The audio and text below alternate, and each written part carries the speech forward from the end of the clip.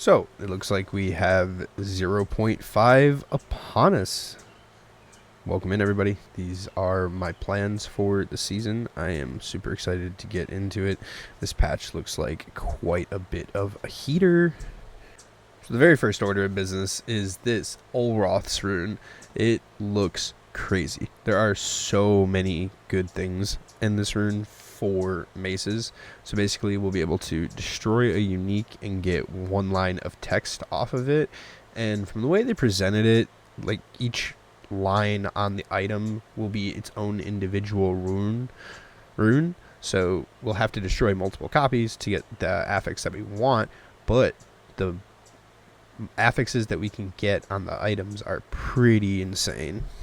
They did say some of the modifiers will be less values than what are currently on the items, so we'll have to see what is what after the fact. But the very first one that I'm most interested in is Sarava, whatever. Anyways, this on hitting an enemy gains maximum added lightning damage equal to the enemy's power for 20 seconds, up to a total of 500. So I mean, even if we can get 250, that's just 250 max lightning damage as a rune. That's pretty crazy. Granted, you have to hit the enemies, but if you have enough AoE, it's easy enough to do. So this is definitely my first pick for interest. The next one is Mjolnir.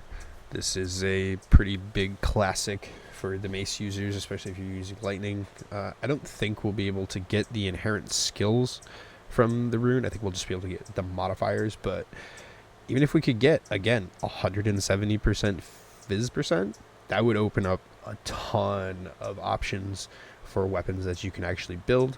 Or if we can get the attack speed, now you don't have to get attack speed in your suffixes. Like, you can get maybe a tier 3 modifier worth of attack speed without using an essence.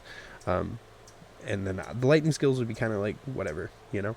So hopefully we can really start leveraging this. This opens up a lot of crafting options and really build diversity in the end. Deedveld has always been one of those uniques that's been on the radar, but the helm slot has been super competitive with what we want to use, and uniques in general are kind of hard to go really heavy on and also maintain good resistances. So a lot of the super giga builds just end up ignoring resistance, like in 0.1 with the gemling, and so you don't always have to worry about it when you get enough damage. But this, being able to put this onto a rune, really helps rare helmets, I think.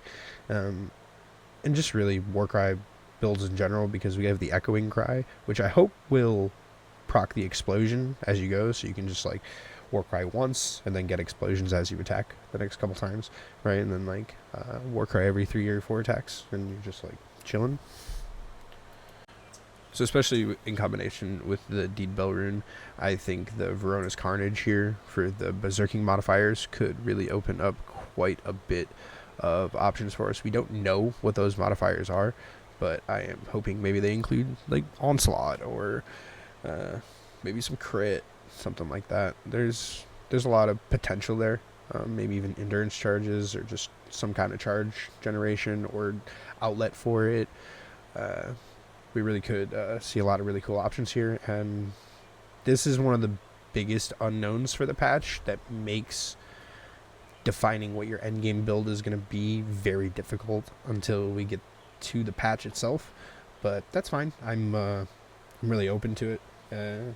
Like I said, I'm mainly looking at the gloves or the helmet slot here, so we'll see what goes on. But I mean, we could maybe even find some good stuff in the gloves, so I'm excited.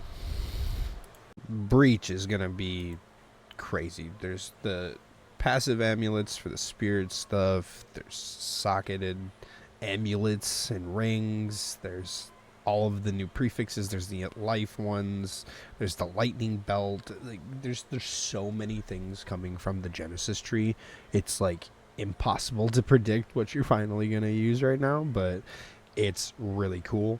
Solo Self-Found obviously just got super buffed. It might even be the best way to make items for your particular build, and especially with the stat balance that you currently have on your gear. Genesis Tree was a banger in PoE1. Everyone loved it instantly, and I'm glad they're bringing it here. Delirium is presenting quite a bit of power creep itself. The double notable amulets for a prefix, it's kind of cracked. Like if you get a double one, you're crazy. The jewel crafting options, these help a lot with all the extra sockets we're going to be getting. And then we have the obviously the unique melancholy ones and stuff. So I mean, this can be anything. And then the unique passives that we can get from the different emotions, like insane potential there. Until we get the list, we really don't know. So yeah, I'll definitely be starting Earth Shatter and then going into the Nightfall Captain America thing. It sounds super fun this league, and I can't wait. I'll see you guys there.